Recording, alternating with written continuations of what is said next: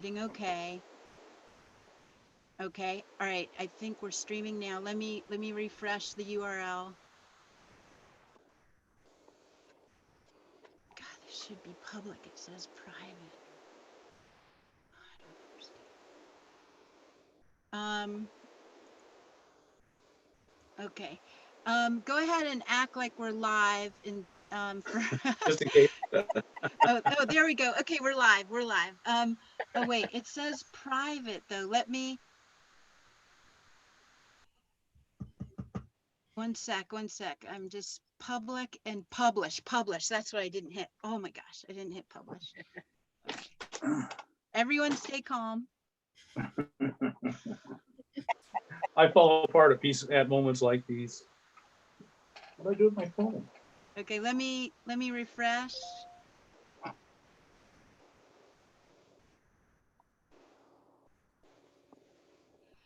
Okay, sorry. Okay, 8 watching. You're live. You're live. Go ahead. Hi, everyone. I think Hey. we're live. This is really unusual. You're seeing 3 different people on the screen. So this is very much unusual. And so we're doing it in a very odd way. We're talking about the coronavirus. That's what we're going to talk about today. I know it's a big topic and a scary topic, and we're not experts. None of us are medical professionals. We're just people who are trying to figure a way just like you are. Uh, on the screen with me is Suanne. You all know Suanne. She is the executive director of Homes on Wheels Alliance. And here at HOWA, we are doing things to help you deal, and all of us deal with the coronavirus. And so she's here to talk about that. And also with me is Joanne Shortell. With us, Joanne Shortell. She is the executive director. Is that correct, Joanne? No, I'm the president. You the big boss Yeah, of you and me both. nomadchapter.org. Joanne is actually practicing a gathering system to respond to the coronavirus that I would like us to use as a model, to offer to use to you, that you might want to consider using as a model on how you want to respond. And also, while Joanne's not a medical professional, she has a lot of experience with the mental health issues with her own personal health. And you're going to address some of those things in your experience as well, Yes. Joanne. Yes, I am. Okay, so coronavirus, that's the topic. We're not going to shy away. We're going to say everything we know. We don't know a lot. We're not experts. We're not pretending to be experts. We're not medical professionals. First, we're going to do some announcements pertaining directly to the coronavirus. How should we do this, Suanne? Should we just go down the list? Yeah, Okay. Do you want to talk about the emergency fund? sure. As Bob said, HOWA is working hard, both the staff and the trustees, to be responsive to the needs of the nomad community who are affected by the coronavirus, which is essentially all of us. So we are aware that we're going to have sick nomads and sick nomads who, for one reason or another, are in financial distress because they can't work, their job has been canceled for social distancing and those kinds of things, and that they need some assistance. So we are gearing up to provide financial awards for these folks for groceries and supplies. We've set aside some funds out of the emergency fund for this specific purpose. And so the process to apply, if you find yourself sick, or one of your campmates are sick and you are in financial distress, then please apply. And to do that, email efund, EFUND, at homesonwheelsalliance.org. Again, email efund at homesonwheelsalliance.org and explain your situation, and we'll get back to you. While this is going on with the coronavirus, I just want to let you know that we will continue to respond to other emergencies, whether it's an unexpected a repair on your car or a tire blowout and you're a nomad and you need assistance, please also email that same account. Also, we want to let you know that we have the opportunity for anybody who has the means to actually donate to the eFund account. And to do that, go to, and this is a URL, HOWA, HOWA .rallyup.com/efund. Again, that's HOWA, HOWA.RALLY.com/EFUND. That's it for the eFund. Do you want to talk about the programs, Bob? Right. Let me just say that we had some incredible donors donate $25,000 for the eFund, and we have distributed $10,000 of it to people who are nomads and are in trouble. And so the eFund is a fantastic service to the community, and we want to continue it. So if you have a few extra dollars in this time of what is going to be need for a lot of people, then go to that website and donate. Hopefully, it sounds like the government's gearing up to really help us out. And so this isn't a time to profit by any means, but if you're really in need, then we would like to help to whatever degree we can. Yes, now we're going to talk about some changes in other HOWA Caravan programs, specifically the caravans. That's the one that will really be impacted. We already have a caravan going. They move in quarters. They exist in quarters. And we have a quarter going until the end of March. So that's in place. Some of you are in caravans right now. You're listening. You're probably listening with your caravan mates. And so that will all continue just the way it is. The federal government has asked us not to meet in groups larger than 10 people. So we would like you to keep the caravans down to 10 people or less. And if it goes over 10 people, that's kind of the law right now, a temporary emergency order law. We would like you to separate out so that your group is always less than 10 people, because that's what the government has asked us to do. And we want to cooperate in every way with the government. We don't want to bring any problem upon ourselves. We want to be model citizens in this emergency time. We don't want to give anyone in the non-nomadic community reason to point a finger at us and say, look at those people, they're taking advantage. So we want all the caravans to be less than 10 people, and until April, and when the new quarter begins. Starting in April, we are going to cancel the caravans.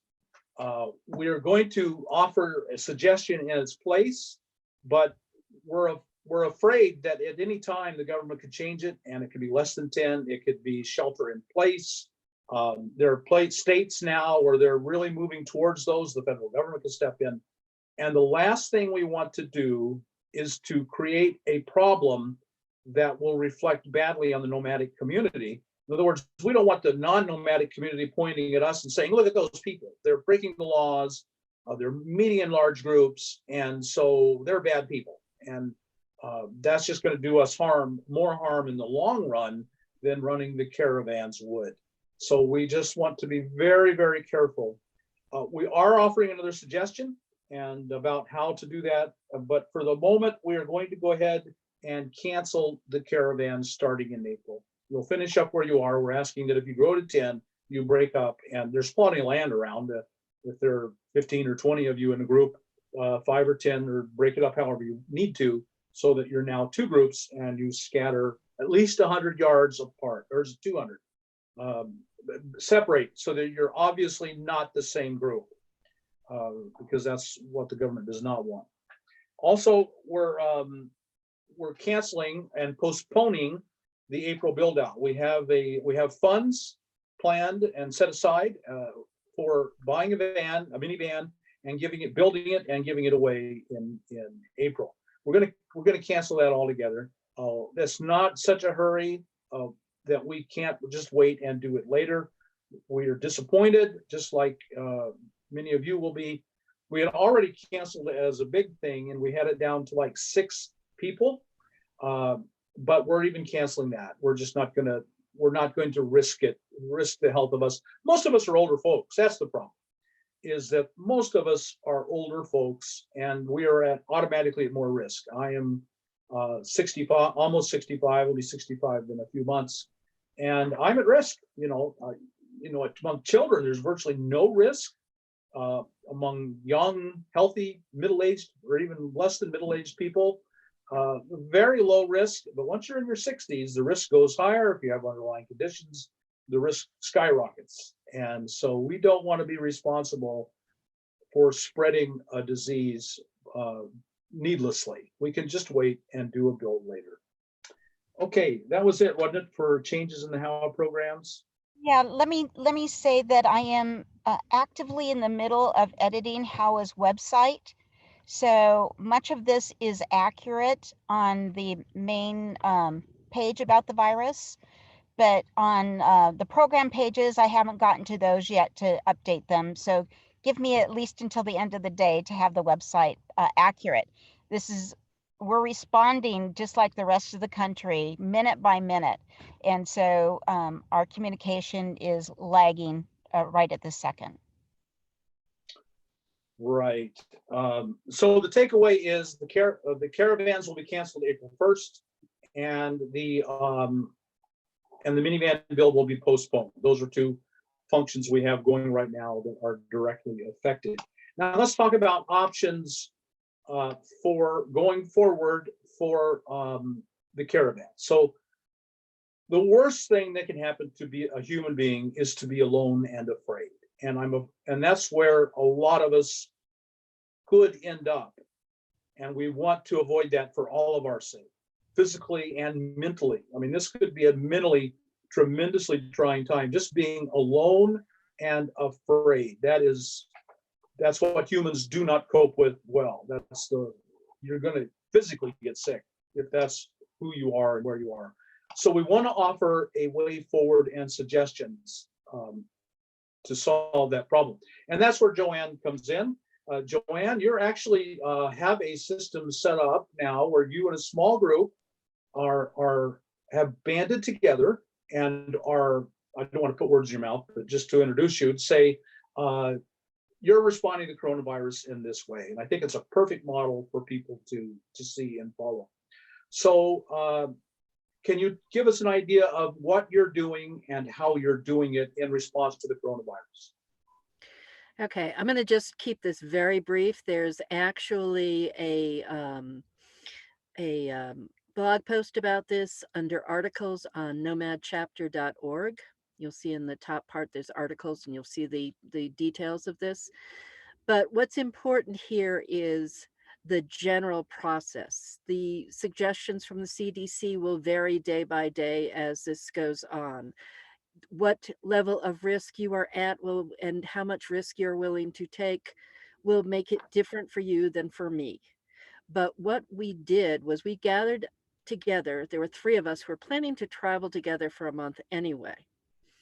And we all recognized that we were in danger in late January, early February. And so we were a little bit ahead of a lot of the stuff you saw in the news. And we said, how can we continue to travel and make sure that we don't do anything that increases our chance of getting this virus? And so what we came up with was that everybody in our small group, and it had to be a small group because the more people you add, the more difficult it gets to do the following. Everybody has to agree on the level of prevention, safety, etc., that you are willing to live with. Because if one person in the group, starts doing things that are more risky, they endanger the other people in the group. So you have to come to an agreement on what level of safety you all agree to adhere to. And what we do is we have safe zones and not safe zones.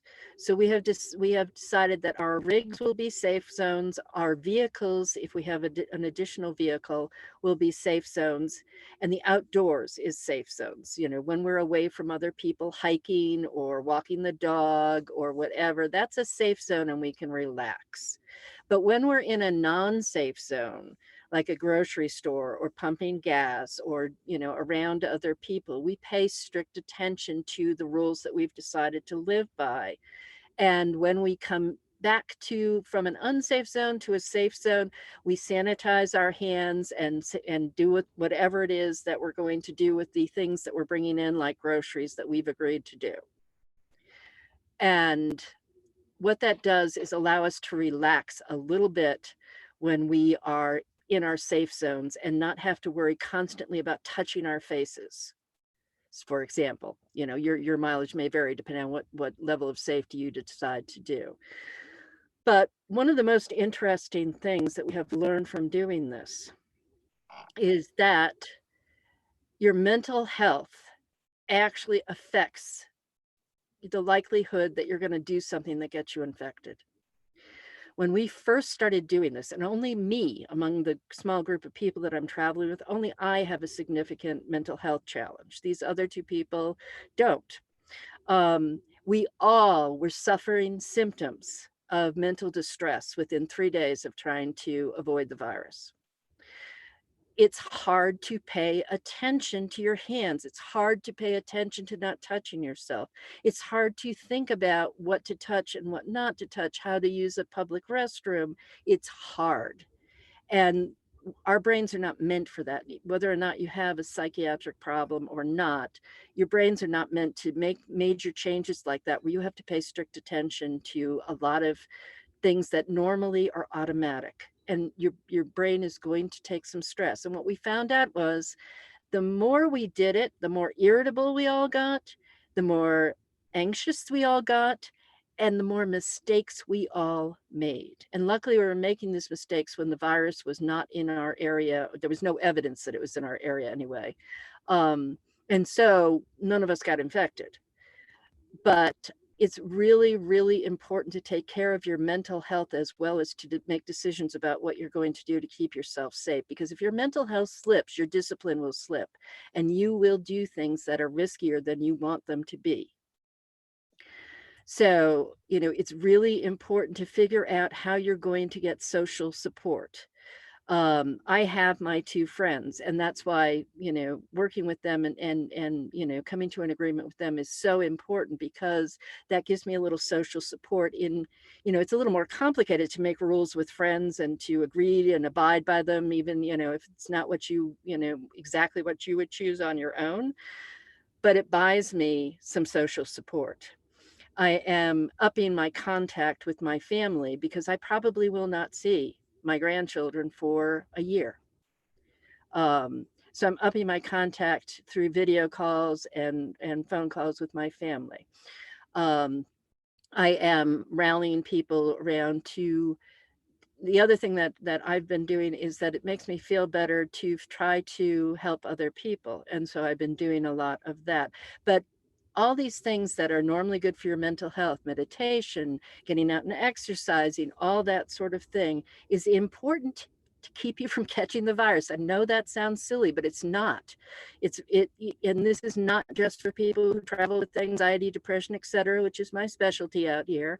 It's for every human being out here. It's going to be hard to keep up whatever you decide to do for months, not days or weeks, months. And you've got to keep your mental health in good shape to do it. I'm at that point, Bob, if you have anything else you want me to talk about, or you want me to answer questions, or if, is there anything else you think I should be saying? No, that sounds good. Are you doing anything? Why don't you explain to people what nomadchapter.org is, for those who don't know? Okay, for those of you who already had problems, whether it was anxiety, depression, autism, bipolar, schizoaffective disorder, any of that stuff, we have a chapter of the Depression and Bipolar Support Alliance that has opened itself up to the Nomad community, and it's run by me, and I am a full-time Nomad for 8 years. It is peer-to-peer. You help others, they help you. You can get information about all our services at nomadchapter.org, and we strongly, especially right now, strongly advise you join the Our Village group, because that's our best method of communication, at least in the short term. So that's nomadchapter.org. Anybody out there who has, even if you're not having great difficulty, we need you to help other people who are, because you get it. And we need more people so that we can have meetings 3 times a week where we all get it and we can talk about things and be comfortable. And we're going to be activating our website a little bit more, so that we're going to have posts up there that we can all contribute to and comment on and things like that. But go to nomadchapter.org and please join our Village group too. The other nice thing about Our Village, if you have to flee Facebook, and I'm about ready to flee Facebook at this point because it's getting very toxic. If you have to flee Facebook, Our Village is so heavily moderated, and they don't allow politics, religion, and that sort of thing in their main feeds, that it's a much calmer place right now. Very good. So, nomadchapter.org. So if someone is starting to, they find themselves, they've never really had an issue with depression or anxiety before, but all of this is just starting to weigh them down. Can they come to a phone meeting with nomadchapter.org? We have asked. I don't know if we're going to be overwhelmed or not.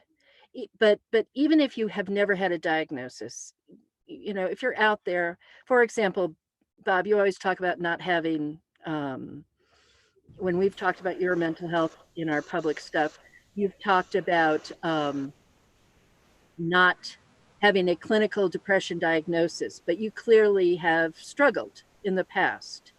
You're one of us. We don't care whether you're having a diagnosis, whether you see a doctor or a therapist now, that sort of thing. We really want everybody out there who has struggled with this in the past to be supported now. It would be hard for me to provide. We're all going to be suffering mental health symptoms. Every human being in the United States, with very, very few exceptions, are going to be suffering mental health problems. So at this moment, I can't promise that I could support everybody. Okay. Well, they should go to your chat. They should go to your website, nomadchapter.org, and will they find just general information there that will help them? They'll find all the services that we offer. And right now, the 2 big ones are phone meetings and our Village group, Traveling with Anxiety, Depression, etc. Okay. All right, thank you. Yeah, I think that your model of the 3 of you gathering together way long ago, before you could just see what was coming, which anyone really could have, and coming to your own agreements and following through on them. So you said that you started to see they had not had this history with depression and these other problems that you have had. What did you do to help them out? Are they better? Well, actually, or is and on their privacy? Well, as long as they don't identify them, they know I'm talking about them today. Basically, it's really funny. Sometimes those of us with mental health issues are the stronger people in society in certain ways. If you're going to be in a terrorist attack, for example, you want to be with somebody who has PTSD because they know how to deal with it. Well, we're used to dealing with anxiety and depression, and the whole world is going to be suffering from anxiety and depression and that sort of thing.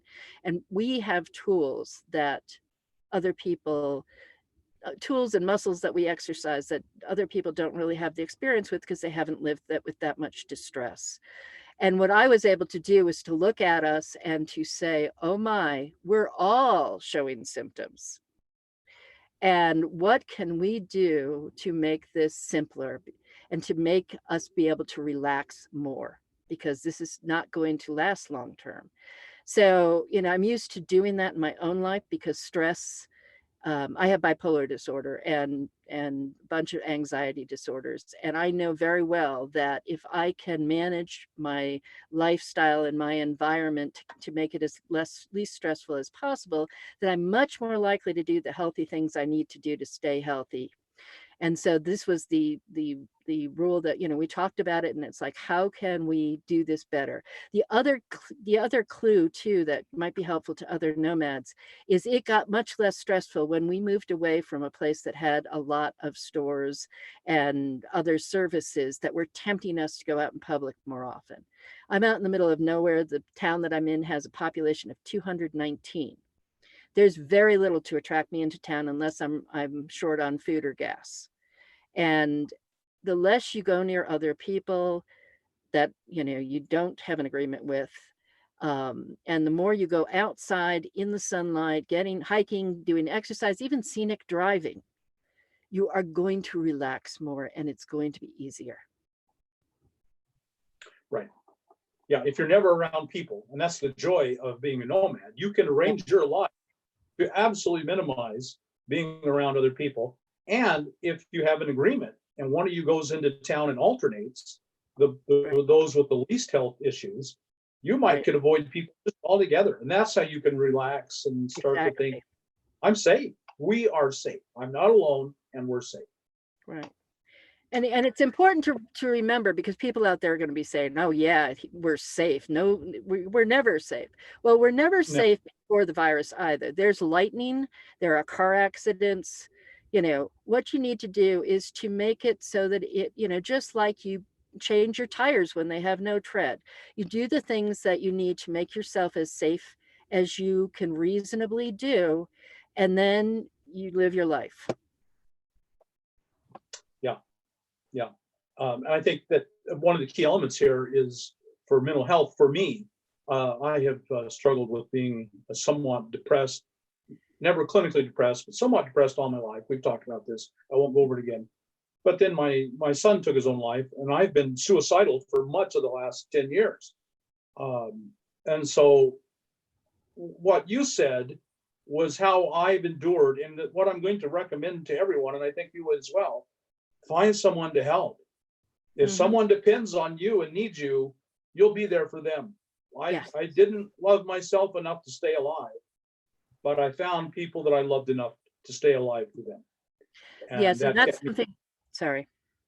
No, that's something ahead. I forgot to mention is if you have an agreement with other people who depend on you to keep your promises about being safe, you are more likely to keep your promises about being safe. If it's just me, I'm going to lapse into carelessness much faster than if I have to worry that I'm going to infect my friends. So that's another great point. I'm sorry. I wish I'd made that one in my original talk. No, but you did. You know, that you were there. You kept yourself healthy by taking care of other people. And so very much exactly what I do. I'm alive today because I had something to give to other people, and that kept me alive. And I think that this time now more than ever, and if you can get 3, 4, 5, it's a very small group, and you each are alive because you want to serve the other, you'll get through this as well as you possibly can. No guarantees, no promises, but you're going to get through this as well as you possibly can. Okay, so our recommendation is to you is that we're not providing you with a place or a time, but that you folks out there need to find a way to connect to other people, work out your own level, follow this model exactly. A small group of people, make your own pact of how you're going to survive and support each other and take care of each other, and then go from there. So the first step is finding each other. Suanne, we've talked about ways that we can contribute, and there aren't that many, but how can we help people? A lot of people out there now, we got a lot of letters from people who are just starting to come out. They are they're planning on coming out in the next month or 2 or 3. And should they still come out, and how can they connect, and how can they find people? Do we have some ideas of how people might connect to each other? We do. We did some brainstorming earlier today with staff and the trustees of HOWA, and this is some resources that we thought would be useful. The first one, Joanne has already mentioned, and that's Our Village. It is a place where we already have a HOWA group and we already have a Cheap RV Living group. Join those and indicate where you are and look for other people who are where you are. This is Our Villages. They are excellent at that. It is all about finding community, and they have the tools to do that online.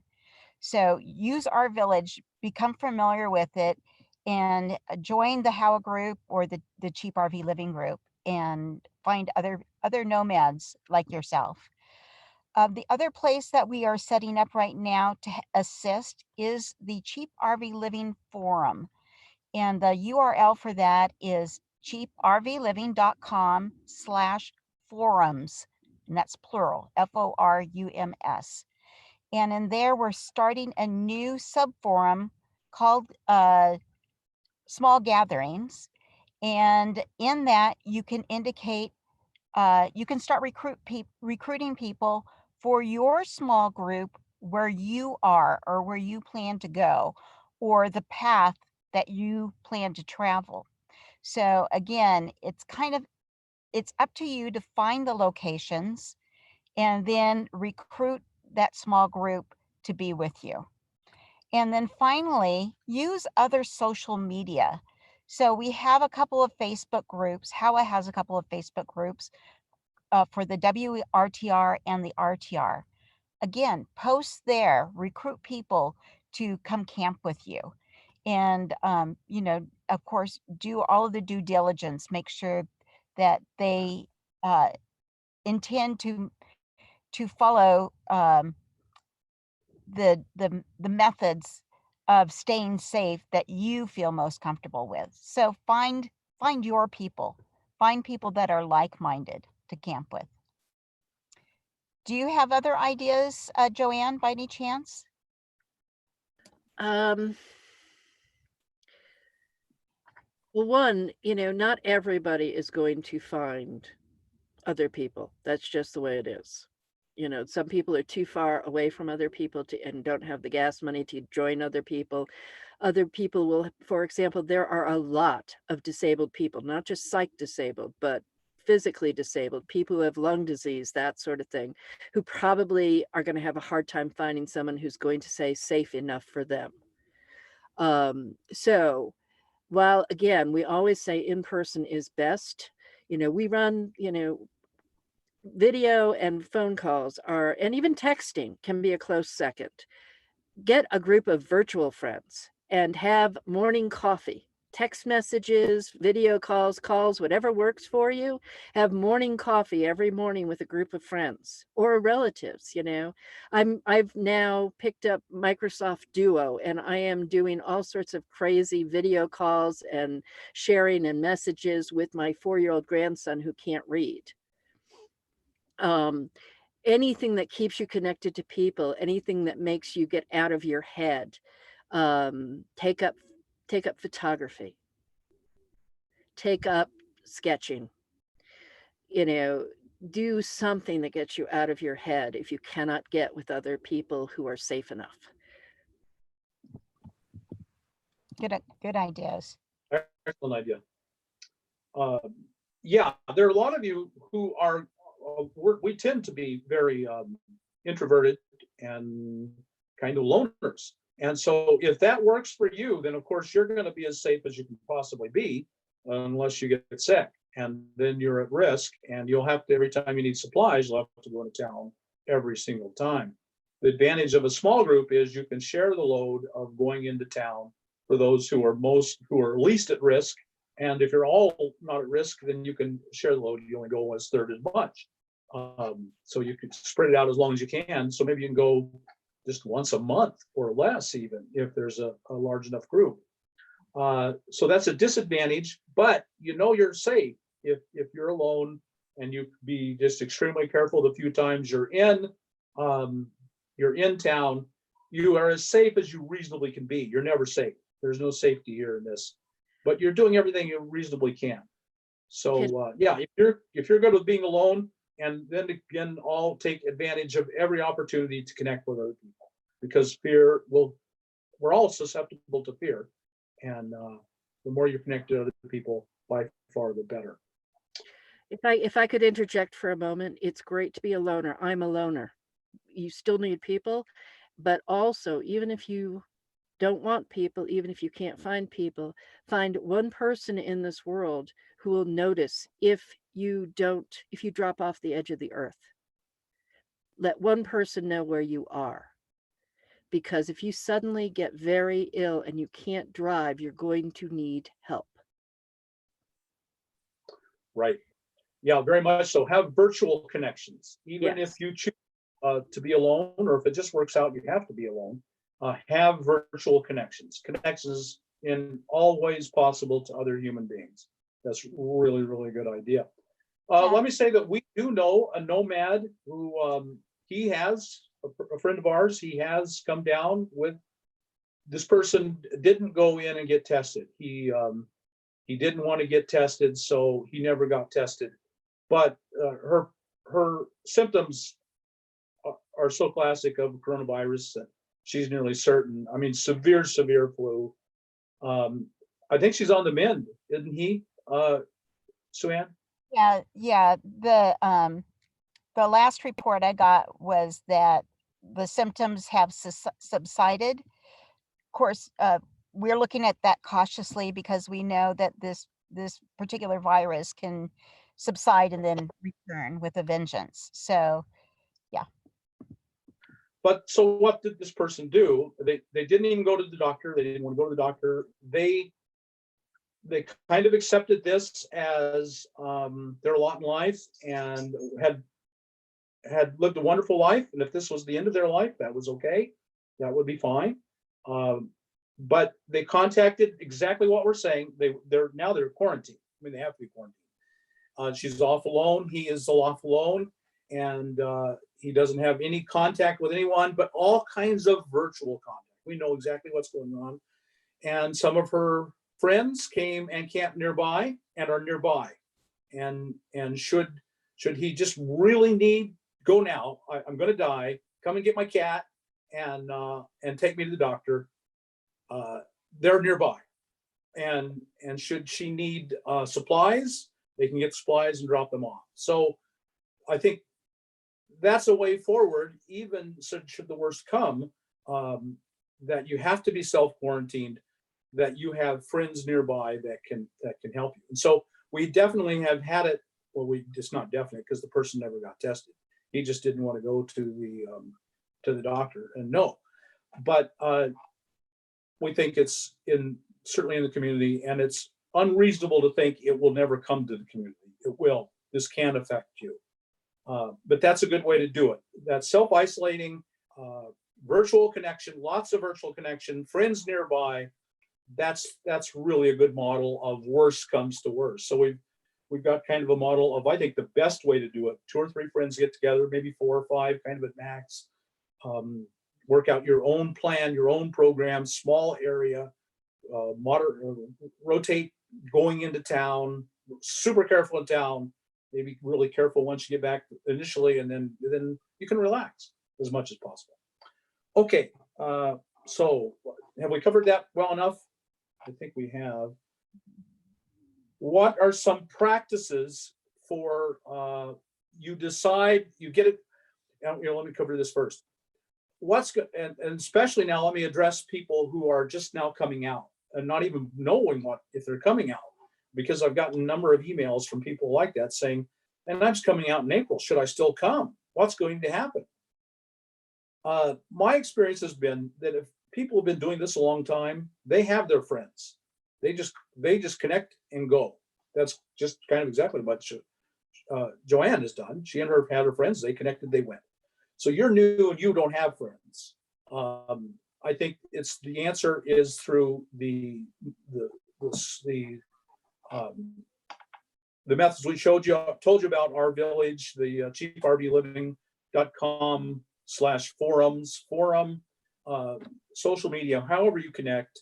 and then you're going to be newbies and throwing this thing together. So that's a good way to do it. Okay, so best practices for those of us who are out now. We're going to be out now. We're finding our small group. Best practices from this. This is straight from the CDC site. CDC, Center for Disease Control site. Wash or sanitize hands regularly. Do not touch your face. Disinfect high-use surfaces regularly. Stay at least 6 to 10 feet away from each other. It is airborne, but it's not like it's just flying around everywhere. It's 6 to 10 feet away from each other is usually enough. Increase your ventilation. Avoid groups larger than 10. Practice physical social distancing. If sick, self-isolate. Okay, now let's talk about specific, what we think are best practices for a small group. And just like Joanne said, they'll work out their own. We're not telling you what to do. We're making, this is our initial thought on what you can do if you do self-isolate with a small group. Suanne, do you want to go over that? Sure. So these are specific, written specifically for those nomads. People in their own rigs, you know, parked 20, 30, 40 feet from each other. So the first suggestion is just don't go in each other's rigs. Stay out of your campmate's rig and stay in your own, what Joanne would call the safe zone, your own safe zone, your rig. Avoid coming into contact with people. One of the things that I love about my nomad friends is that when I see them, I hug them. I'm not hugging them anymore, not kissing them, not even shaking hands. So stay at least 6 feet away from them. If you're sitting around a campfire, make the circle larger so that you're at least six feet away from the person that's next to you. Also, we suggest that you don't share any of the same physical items. So, you know, don't pass that latest gadget around the campfire to show folks. You know, don't have potlucks and share the same food. Just try to isolate yourself as much as possible from those that you're camping with physically, at least 6 feet away. And then the last thing is something that we want you to do. Do check in with your campmates daily so that they know that you're okay. So they're not wondering if you usually come out at 10 o'clock and you don't come out until noon, they're not worrying for those 2 hours. Have some sort of group agreement to say that you're going to text each other by 9 o'clock in the morning, or some other group agreement, whatever you decide, just so that you are actually paying attention to each other. Did you want to say anything? Yeah, these are suggestions. We're not ordering you, telling you what to do, just basic ideas that you might consider. I'm sorry, go ahead, sir. Exactly. Okay. Joanne, anything you wanted to add to that?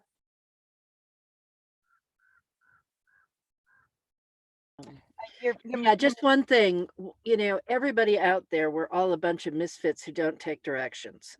So one thing I'd like to say is I don't follow every single one of those things in my group. That does not mean that I'm going to throw the baby out with the bathwater and say, oh, everything Suanne just read is nonsense. You know, we all make our own choices, but, you know, just because you don't agree with everything that the CDC says, or everything that Suanne says, or everything that Bob says, or everything that I say, really think about accepting most of it. Absolutely. Right. We're not telling you how to live. These are just general ideas that you might adopt and try them and modify them as they work and they don't work. Right. You know, and I think Joanne's point that our mental health is very nearly as important as our physical health. In fact, potentially more so. You can get yourself so anxious and worked up and fearful that you can get sick with a regular flu or a regular cold and make yourself really sick. So if that's too strict a guideline for you, for your mental health, find one that works. And if you know your group is really safe, you can do the hugs.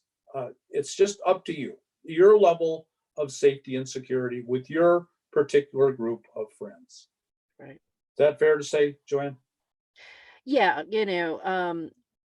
and again, be very mindful that every everything that you do that might not be entirely advisable makes you more likely to be a carrier. So the less you're doing, the more you should stay away from other people. So please be, don't be a typhoid Mary. Right, right. If you always put everyone else's welfare at least as high as your own, then everyone will be better off. Right. Oh, okay. I think if we covered everything we wanted to cover, Suanne, or do we want to go over some more of this stuff? Let's talk about best practices when dispersed camping. Don't eat out. Avoid towns. From now on, just avoid towns. Go into town if it's an absolute necessity. You need water, you need food, whatever you have to have. Don't go into, if you're out of gas, out of fuel, whatever, propane. If you just absolutely have to go into town, do everyone shopping all at once. One person goes, minimizing all of your risks. You do all of it once, you come home, and then you try to avoid town for however is max amount of possible. While you're in town, you avoid as many people as you can. Don't take needless chances. Just don't go anywhere but where you absolutely have to go and leave. I know that's kind of severe. Consider using Walmart pickup practices. If you're near a town that has a Walmart, they'll do a delivery or they'll bring it out to your car and you never have to go into the store.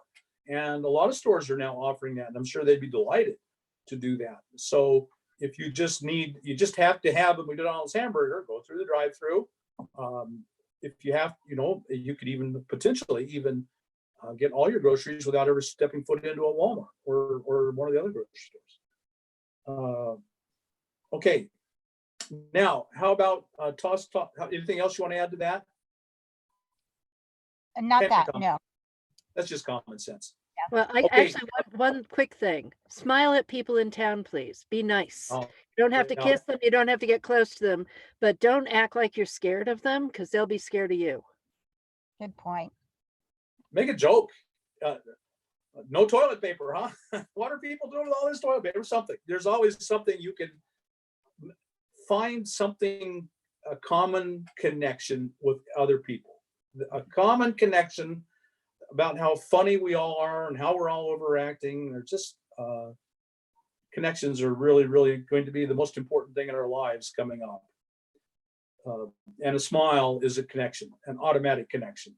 Okay, so we're going to cover what happens if you do get sick and how to avoid, just what to have on hand for that. You want to cover that, Suanne? Sure.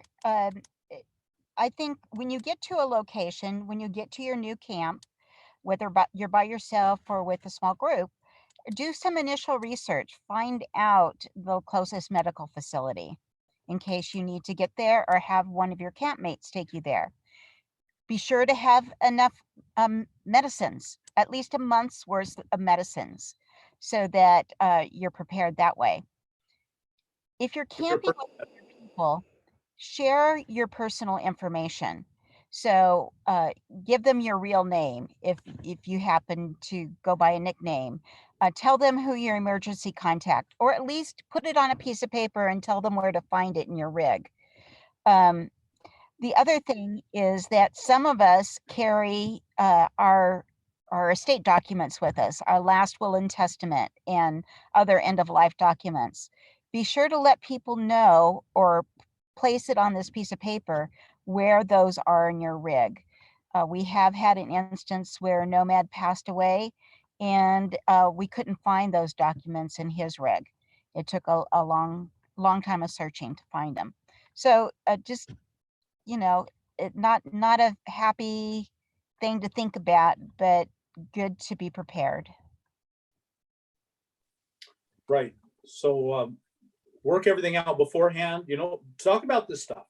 And do not resuscitate. I mean, don't be morbid, but be aware of this stuff. Emergency contacts, everything she listed. And okay, I think we're about done right here. We want to move on to questions. One more thing. One more piece of information that people might find useful is as you or your small group are looking for places to camp, go ahead and follow the normal boondocking recommendations. Use freecampsites.net to find locations. Try to find locations that are wide open that you can spread out. But the other piece of next step I'm going to recommend is something new for me. I am now going to call the agency that manages that area to make sure that there's no special limitations due to the spread of the coronavirus, or trying to limit the spread of the coronavirus, just to make sure that I'm not putting myself in a situation where a ranger is going to come by and say, I'm sorry, you can't be here. So just Right. extra step for us. Right. Yeah. Because it's a very quickly evolving situation. Things change all the time. Okay, now we'll take some questions. We have a bunch of questions already. And unfortunately, a lot of the questions have to do with worst case scenarios. And there are a lot of worst case scenarios. What if they close all public land? What if they close all the roads? You can't drive on the road without being stopped and asked why you're on the road. I mean, worst case scenario, I don't really have any answers for the worst case scenario. They're pretty bad. So we'll just go through this and we'll offer you the best information that we have. We're no experts. I'm not a doctor. I'm not a epidemiologist. I'm not a psychiatrist. I'm nobody. I'm a guy who lives in a van who loves to talk about it. That's all. So we're in this together. We're all learning together. We're all figuring things out together. None of us are anyone to tell you what to do, but we do give this a lot of thought, and we're just sharing our thoughts with you and things that we think might work. Take it and leave it. Okay, let's go on to the questions. Number one, Margaret, probably some of these we've already answered. Margaret P. Gubens, I am with the Women's Caravan outside Parker at the moment and feel very fortunate to be in the desert with a few others at this time. Many of our plans have had to change, and we are waiting to decide how to move forward. Yeah, aren't we all? That's where a lot of us are. The caravans provide a great way to be together, support each other, yet be socially distant, hoping they can continue during this time. Yeah, we are canceling the caravans, and we are suggesting that you break up into even smaller groups. What we've always found with the caravans is that once they end, people reformulate their own groups, and they usually reformulate pretty large groups. We've had, when our first caravan started a year